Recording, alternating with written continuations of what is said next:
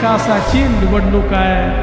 अर्चनाताईंना दिलेलं मत, घड्याळाला दिलेलं मत हे मोदीजींना दिलेलं मत आहे।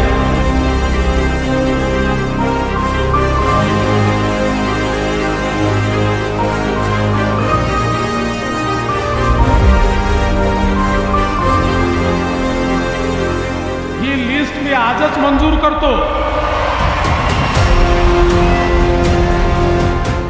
या बार्शीचा भगीरथ कोणी असेल तर तो राजेंद्र राऊत आहे।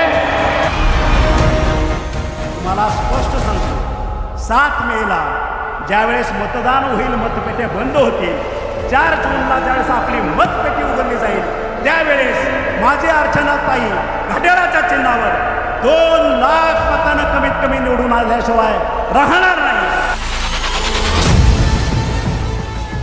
ज्याही खासदाराचा साहेब या उस्मानाबाद लोकसभा मतदारसंघामध्ये, धाराशिव लोकसभा मतदारसंघामध्ये प्रचार केला, तो बार्शी तिकडे सरशी तोच उमेदवार विजय झालेला आहे।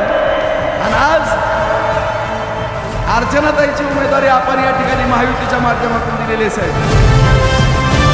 काय चमत्कार घडू शकतो बांधवांनो, हे आपण बार्शीकरांनी पाहिलेलं आहे।